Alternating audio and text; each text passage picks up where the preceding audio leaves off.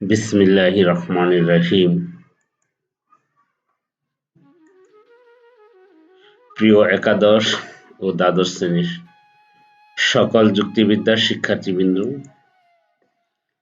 তোমরা যে যেখানে বসে আজকে অনলাইন ক্লাসটি উপভোগ করবে, সকলের প্রতি থাকবে প্রীতি ও শুভেচ্ছা। বর্তমান বিশেষ পরিস্থিতিতে যেহেতু আমাদের সামাজিক দূরত্ব বজায় রেখে চলতে হচ্ছে, তাই আমরা স্বাভাবিক শিক্ষা কার্যক্রমে অংশগ্রহণ করতে পারতেছি না। এই জন্য গণপ্রজাতন্ত্রী বাংলাদেশ সরকারের শিক্ষা মন্ত্রণালয়ের নির্দেশক্রমে দেবিদ্বার আল-হাজ যুবদা খাতুন মহিলা কলেজ অনলাইন ক্লাসের আয়োজন করে যাচ্ছে। দেবিদ্বার আল-হাজ যুবদা খাতুন মহিলা কলেজের অনলাইন ক্লাসের পক্ষ থেকে আজকে আমার এই ক্লাসের সাথে যারা সংযুক্ত হবে সকলকে স্বাগতম।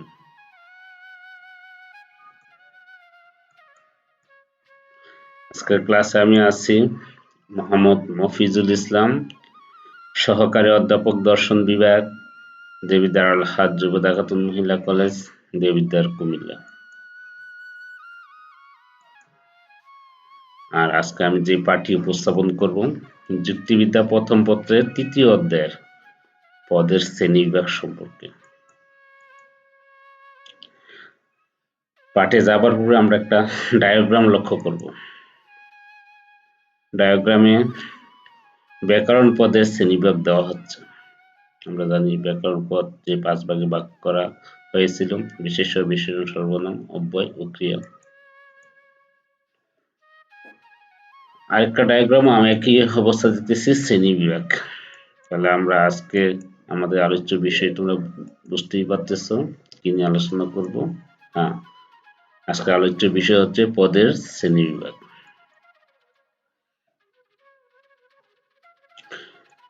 এই পাঠ শেষে শিক্ষার্থীরা বিভিন্ন পদের শ্রেণীবিভাগ করতে পারবে।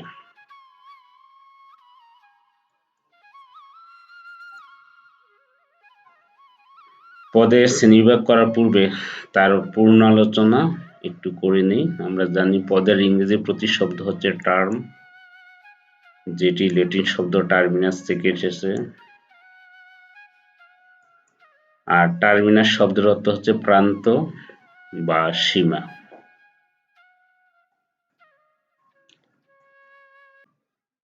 এই প্রান্ত বা সীমা অর্থেই যুক্তিবাক্যের উদ্দেশ্য বা বিধেয়কে পদ হিসাবে উল্লেখ করা হয়েছে।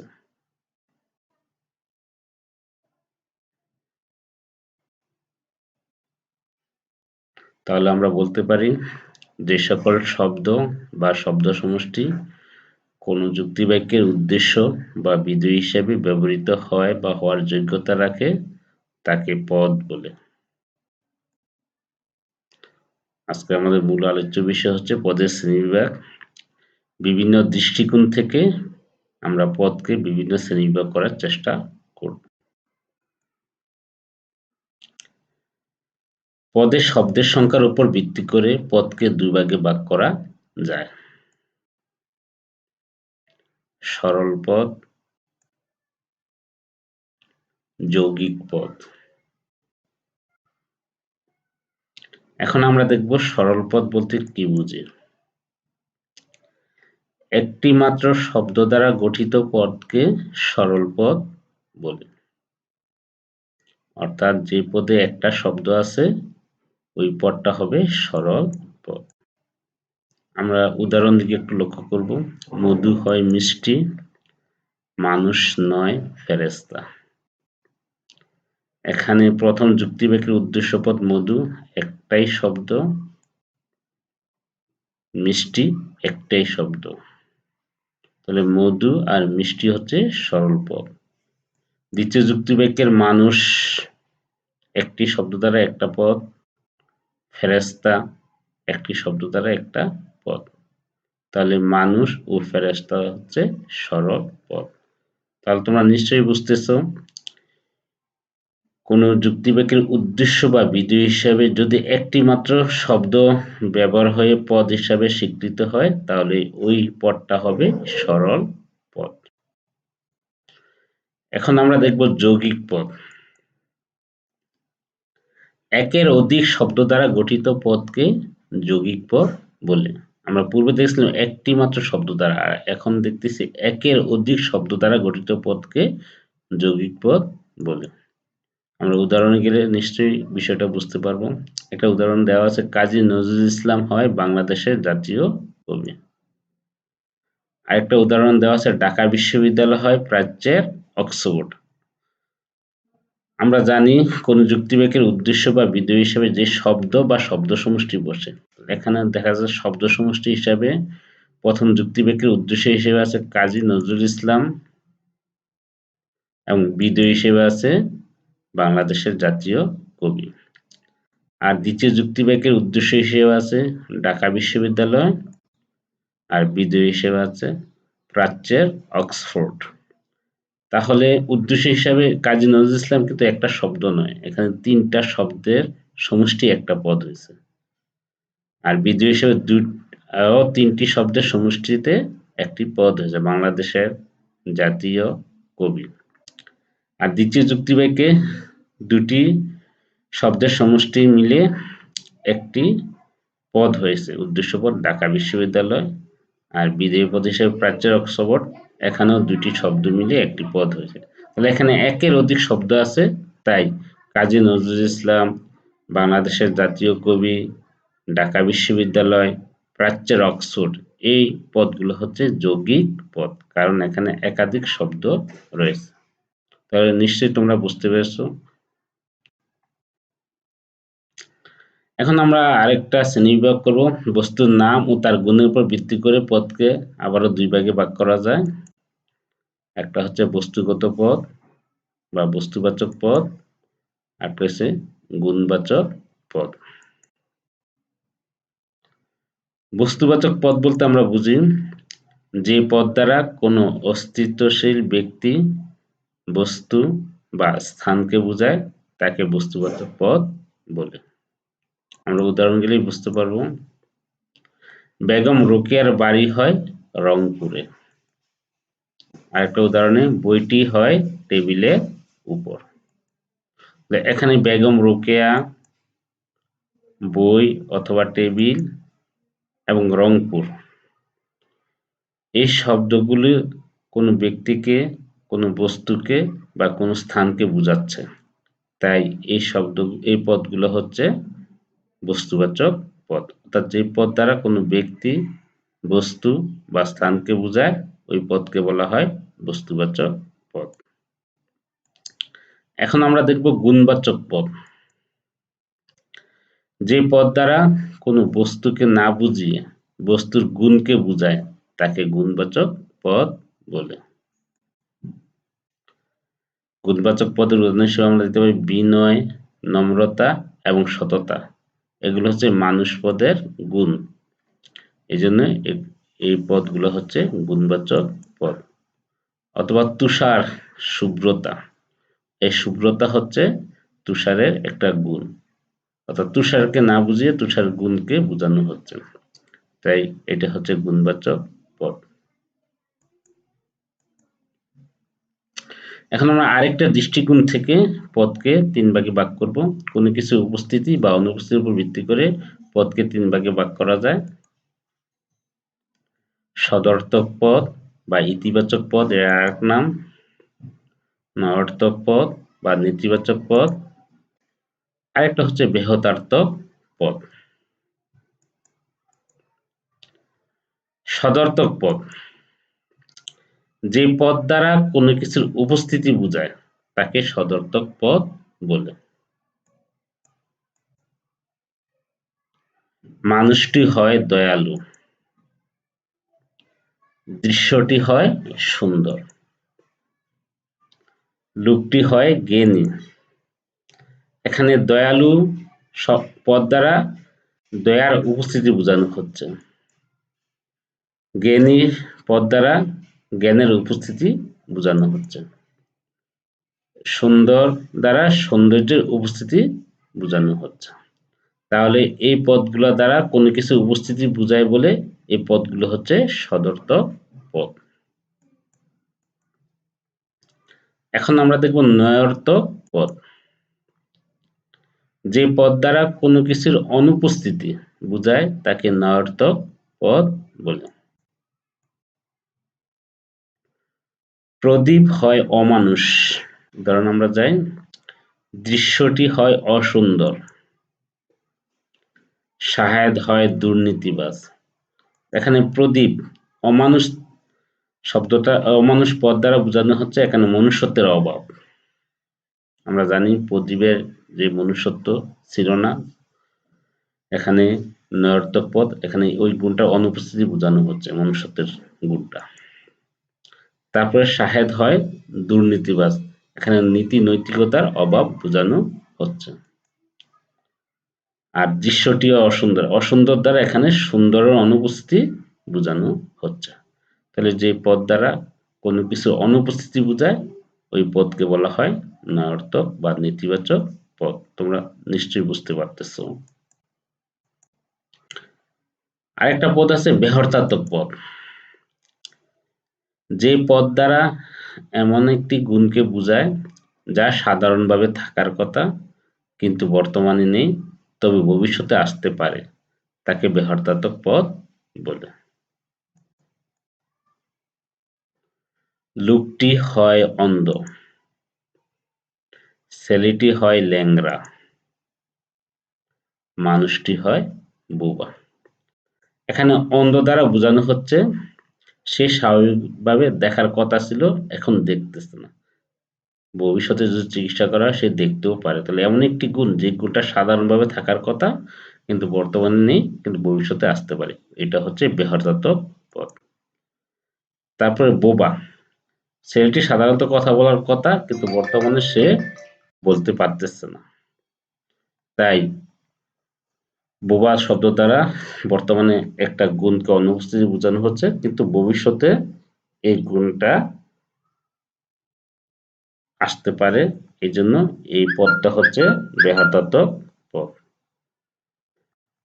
তারপরে ল্যাংড়া, ছেলেটি সাধারণত ভাবে হাঁটার কথা ছিল বর্তমানে সে হাঁটতে পারতেছে না, তাই এই গুণটা অনুপস্থিত কিন্তু ভবিষ্যতে সে হাঁটতেও পারে, এই জন্য এটা হচ্ছে বেহর্তাত্মক পদ। অর্থাৎ এই বেহর্তাত্মক পদ দ্বারা এমন একটি গুণকে বোঝানো হয় যে গুণটি সাধারণভাবে থাকার কথা কিন্তু বর্তমানে নেই কিন্তু ভবিষ্যতে আবার এই গুণটি আসতে পারে, এই গুণটাকে বলা হয় বেহর্তাত্মক পদ। এখন আমরা দেখব পদের অর্থের উপর ভিত্তি করে পদকে আবার দুই ভাগে ভাগ করতে পারি। একার্থক পদ, অনেকার্থক পদ।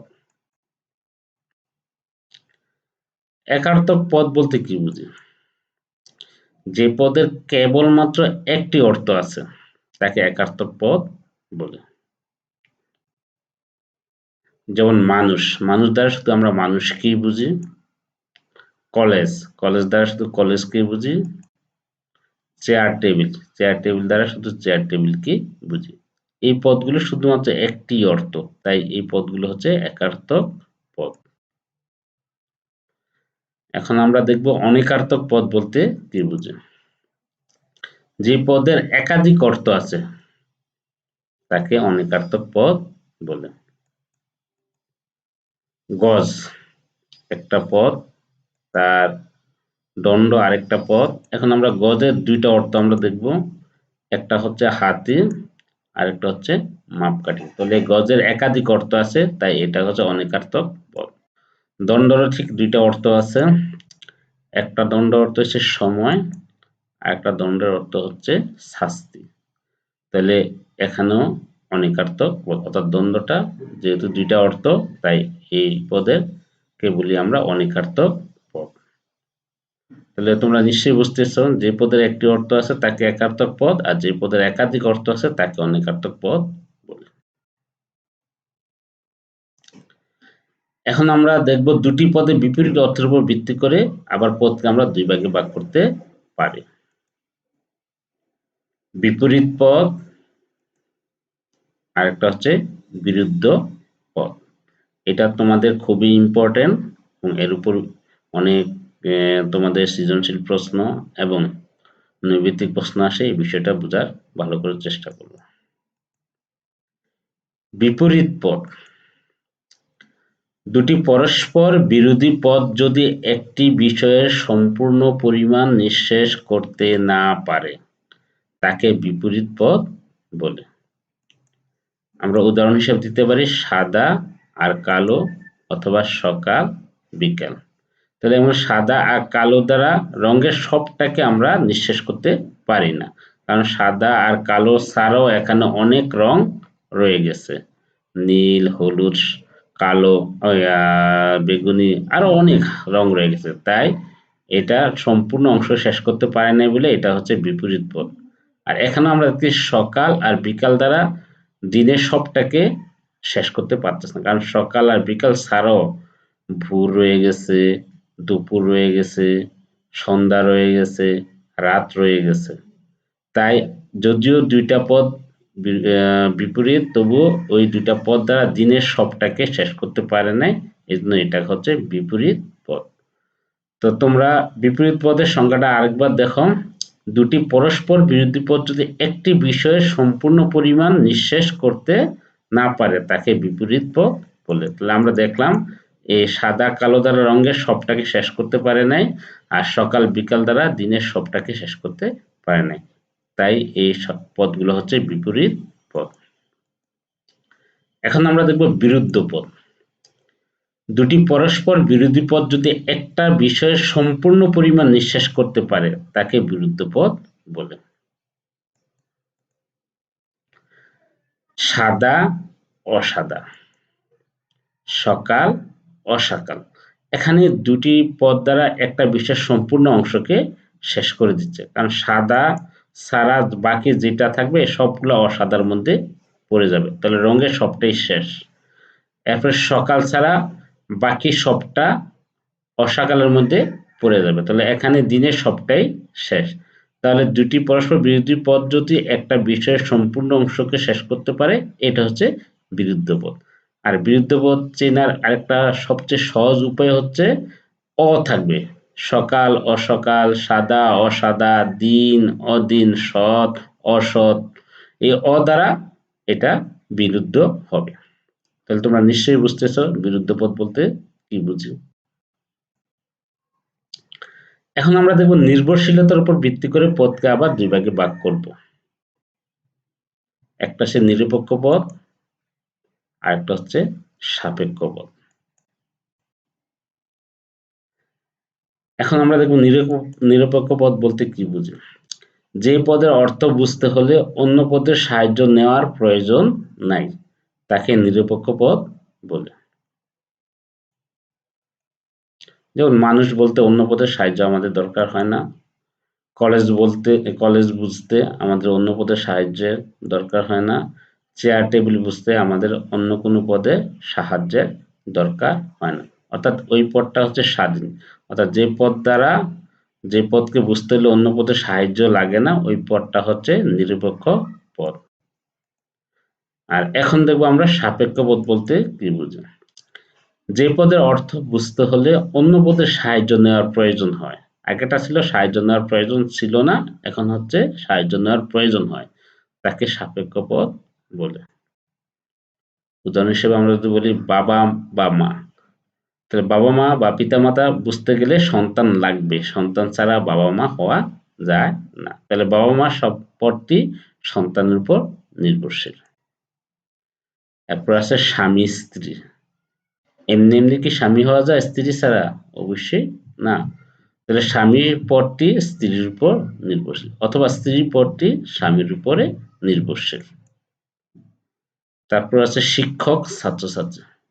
ছাত্রছাত্রী ছাড়া শিক্ষক হওয়া যায় না, এখানেও কি একটা পদ একটা পদের উপরে নির্ভরশীল। ডাক্তার রোগী, এখানেও কি নির্ভরশীল, ডাক্তার রোগী ছাড়া ডাক্তার হওয়া না। তাহলে এখানে আমরা দেখি যে একটি পদ বুঝতে হলে আরেকটা পদের সাহায্য নিতে হয়, তাহলে এই পদটা হচ্ছে সাপেক্ষ পদ। আজকের ক্লাসটা আশা করি তোমাদের কাছে ভালো লাগার কথা, আশা করি লাগবেই ভালো। এখন আমরা একটু মূল্যায়ন করব। সদর্থক ও নয়ার্থক পদ কি? নিশ্চয়ই তোমরা বলতে পারবে। যে পদ দ্বারা কোনো কিছুর উপস্থিতি বোঝায় এটা হচ্ছে সদর্থক পদ, আর যে পদ দ্বারা কোনো কিছুর অনুপস্থিতি বোঝায় এটা হচ্ছে নয়ার্থক পদ। এরপর বহিরার্থক পদের একটি উদাহরণ, অনেকগুলো উদাহরণ আমি দিয়েছিলাম, খোড়া, বোবা, ল্যাংড়া, অন্ধ ইত্যাদি। একার্থক পদ আর অনেকার্থক পদ কাকে বলে? একার্থক পদ হলে যে পদের একটি মাত্র অর্থ আছে এটা হচ্ছে একার্থক পদ, আর যে পদের একাধিক অর্থ থাকে এটা হচ্ছে অনেকার্থক পদ। নিরপেক্ষ পদ ও সাপেক্ষ পদ কাকে বলে? হ্যাঁ, যে পদের অর্থ বুঝতে হলে অন্য পদের সাহায্য লাগে না এটা হচ্ছে নিরপেক্ষ পদ, আর যে পদের অর্থ বুঝতে হলে অন্য পদের সাহায্য লাগে এটা হচ্ছে সাপেক্ষ পদ। তো তোমাদের বাড়ির কাজ থাকবে বিপরীত ও বিরুদ্ধ পদের মধ্যে পার্থক্য ও সম্পর্ক বুঝিয়ে লেখো। তো আমরা পদের উপরে আরেকটা ক্লাস আগামীতে করব, যে ক্লাসটা অত্যন্ত গুরুত্বপূর্ণ। তো এই ক্লাসটা তোমরা ভালো করে পড়ে বুঝে তারপরে প্রশ্নটা আনসার দিবে। তো সকলকে আজকে অসংখ্য ধন্যবাদ দিয়ে এবং সকলের সুস্থতা কামনা করে আজকের ক্লাস এই পর্যন্ত। আল্লাহ হাফেজ।